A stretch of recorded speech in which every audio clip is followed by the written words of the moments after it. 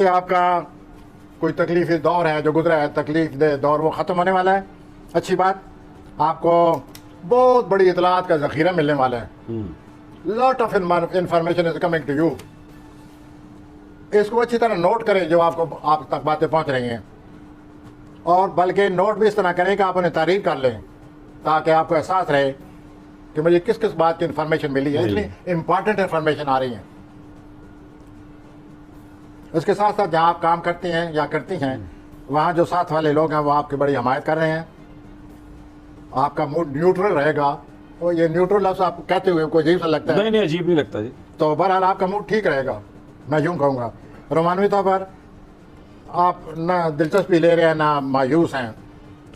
पेशा वराना तौर पर दूसरों के साथ मिलजुल कर काम करें। इस तरह आपकी पेशा वराना तौर आपकी गिरफ्त और मजबूत हो जाएगी, और लोगों से तल्कात बढ़ाएं और मज़ीद सुकून हासिल करें। अब